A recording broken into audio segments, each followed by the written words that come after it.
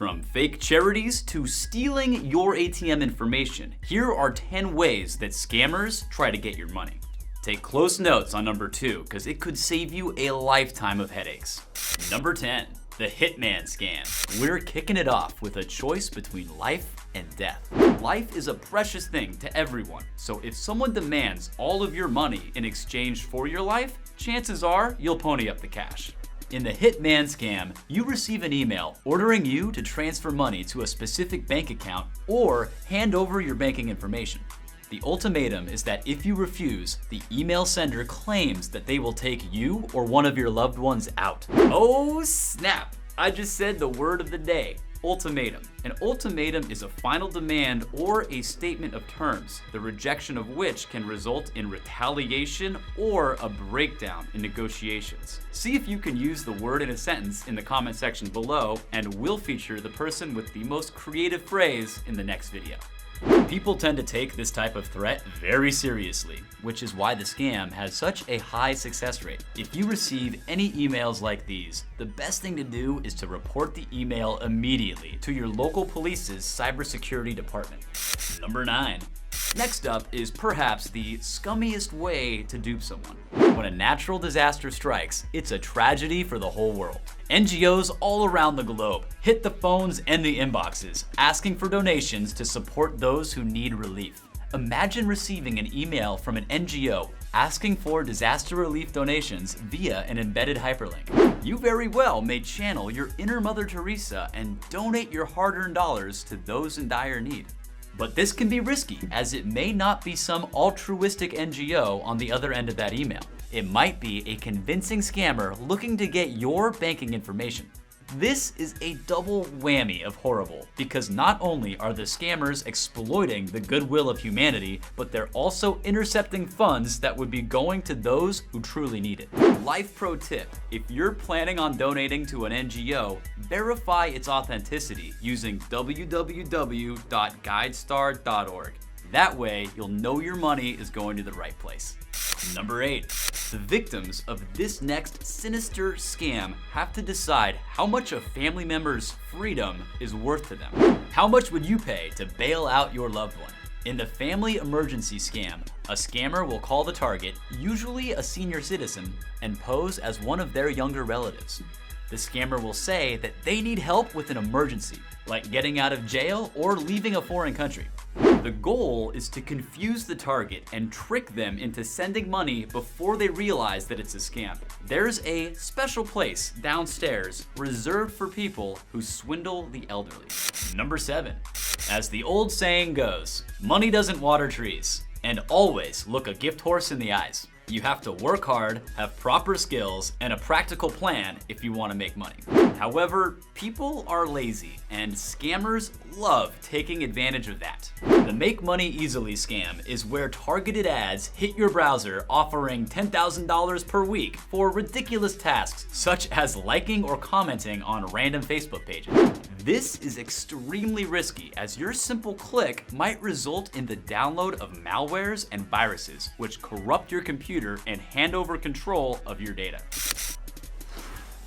Oh, didn't see you there. I hope you're enjoying the video. If you like what you see, be sure to subscribe. That way, you won't miss any of our new content, and it lets our YouTube overlords know that we don't suck. You're great, you're great, you're great. Number 6, lottery winning scam. Imagine waking up unemployed, broke, and single. You're down on your luck while you open up your mail expecting another bill. And that's when you find something that blows your mind. There's an email which states that you have won the $1 billion jackpot lottery. Your imagination immediately floods with images of you cruising on yachts, flying in helicopters, and being fed grapes while scantily clad servants fan you with a giant leaf. That's how the 1% lives, right? Now, allow me to burst your bubble. There is a very strong chance that you're being targeted by scammers. This is called the lottery winner scam, and it works by sending tons of people mail saying that they won a fake lottery, and all the lucky winner has to do is provide their banking information, and all the funds will be deposited in their account. It's important to remember that money doesn't come easily, and you can't win a lottery for which you didn't even buy a ticket. If you have bought a ticket, then check the company details thoroughly before taking any steps. If they're asking for any money for their registration process, that's a huge red flag. Number 5, scareware. If you've ever cruised sketchy websites, and hey, no judgment here, my search history is truly deplorable. But you'll notice that many of these websites have a lot of pop-up ads and generally look sketchy as far as web security is concerned. You might receive an ad that your computer has a virus and it tries to persuade you to download their antivirus software. Many times that antivirus turns out to be malware in disguise. To stay safe from this scam, all you need to do is exclusively download properly recognized antiviruses from your computer's official websites and realize that your computer won't send virus updates as an add-on in a browser. Number 4. In the pre-approved notice scam, you'll receive an email telling you that you're pre-approved for a loan or a credit card. The letter always has some initiation fee, and this is how they loot you. Remember that no bank would pre-approve you for a credit card or a loan without knowing your financial background first. Number 3. An up-and-coming scam is the fake shopping website. These websites use e-commerce as a scamming source. They advertise some extremely attractive offers, such as $500 headphones on sale for $50. This acts as bait for the curious shopper, and they land on the scammer's site without even thinking of inquiring about its legitimacy.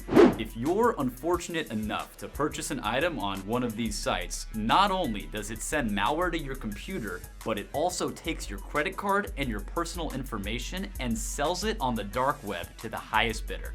So before landing on such unusual offers, keep in mind that many of these offers just aren't possible, and no company would provide high-end products at such a cheap cost. It's also a prudent call to check out their Facebook page for comments and reviews that substantiate their legitimacy. Number 2. Phishing is one of the most famous scams out there. In this scam, you typically receive an email from a bank or a university. They ask you for your personal information and possibly your bank account information. They do this by baiting you with attractive offers such as low interest rate loans or big scholarships. If you happen to have an account in one of these banks, or you truly are a brilliant academic, chances are that you might become prey to these nasty scammers. They'll provide a link which is potentially fraudulent, and a click might result in consequences like malware attack or theft of your personal information. This scam can be avoided by checking with the bank or the university mentioned in the letter. To contact them, use the official phone number or the email address on their website. Can you hear me? Telephone scam. Over the last few years, this scam has been making its way around the newsrooms of America with some pretty intense warnings. The scam goes like this. You receive a call and answer the phone. The first thing that the person on the other line asks is, "Can you hear me?" The reason the scammer asks this question is because they want you to say yes. The idea is to record the victim's voice as they say yes, and then use that recording in future calls with the victim's financial institutions and other companies that they do business with. This is super underhanded because they then take the recorded yes and use it to make themselves big purchases or to even open additional lines of credit in the victim's name. The Better Business Bureau offers the following advice when dealing with the Can You Hear Me scam. Use caller ID to screen calls and consider not even answering unfamiliar numbers. If it's important, they will leave a message and you can call back. If someone calls and asks, "Can you hear me?" do not answer yes. Just hang up. Scammers will change their tactics as the public catches on, so be on alert for other questions designed to solicit a simple yes answer. Make note of the number and report it to the bbb.org scammer tracker to help warn others. And finally, check your bank account and credit card statements regularly for unauthorized charges. It's also a good idea to check your telephone and cell phone bills as well. Scammers may be using the yes recording of your voice to authorize charges on your phone. This is called cramming and it's illegal. Number 1, ATM. Your bank account information is one of the most important things for you to protect, especially if you have money in the account. Must be nice. However, that benign ATM where you pull out your cash might actually be yoinking all of your data.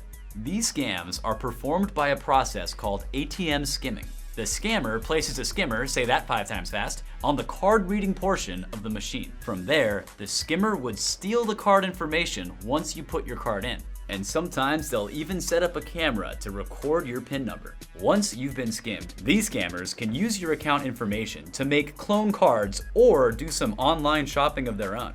So it's a good thing that these scams are easy to detect. Just check the ATM before using it. If the card reader is extended more than usual, or if it's loose, the machine might be skimmed, and you should avoid using it.